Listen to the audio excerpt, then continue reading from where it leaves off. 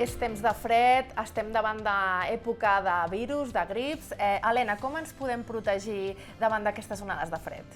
Doncs primer, tenint en compte que hem de mirar les prediccions meteorològiques, mirar el temps, quines prediccions tenim pels propers dies, i si ja tenim previsió de que ha de fer més fred de l'habitual, que seria el que diem una onada de fred, doncs fer unes precaucions. Quines serien? Doncs, més que a casa, també al carrer, doncs que al moment de sortir tapar-nos bé, protegir-nos amb diferents capes per anar ben protegits, i tapar-nos el cap, les orelles, per no perdre tanta calor, i respirar que l'aire no ens entri directament als pulmons.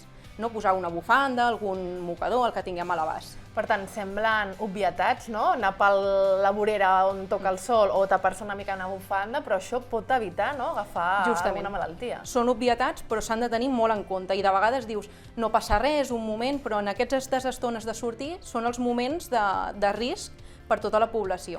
I sobretot això s'ha de tenir molt en compte en les poblacions de risc, oi? Justament, que són les poblacions, les edats extremes, no? Els nens més petits, els nadons, i els avis, la gent de la tercera edat.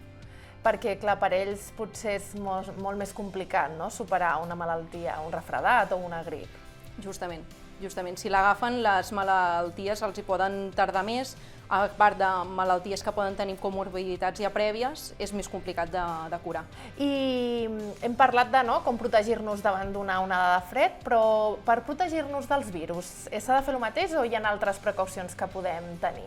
Justament, si ens volem protegir dels virus, i ara sobretot que estem en campanya de grip, el que hem de vigilar sobretot és el rentar-nos molt bé les mans, sempre i sobretot si estem en un centre sanitari, si estem en contacte, sobretot si estem en contacte amb algú que ja té la grip o que la pot tenir o que l'ha tinguda, no estar en contacte, rentar-nos bé les mans i sobretot protegir-nos d'aquesta manera.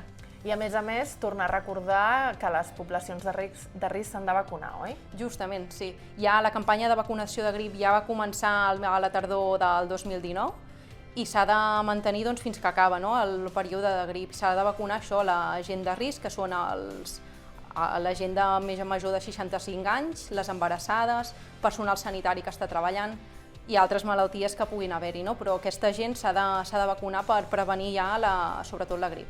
També gent que estigui en contacte amb la població, amb la gent gran, la gent que treballa a residències també s'han de vacunar. Sí, i tant, molt important. Hem parlat de la grip, però altres virus, com una bronquitis, els consells per prevenir són els mateixos? Són exactament els mateixos, al final. Les mans que estiguin netes, perquè és un gran transmissor de microorganismes, i no estar en contacte amb gent que en pugui tenir. També la gent que està malalta, a l'hora de tossir, tot això també pot ajudar a no contagiar la malaltia? Justament, el moment de tossir és el moment que totes les bactèries, els virus, es poden transmetre per l'aire, per gotes, i és el moment si al moment que tenim tos ens tapem amb un mocador a la boca per no tossir directament, és més fàcil que no ho puguem transmetre als altres. Perfecte, Helena, doncs moltíssimes gràcies. Gràcies a tu.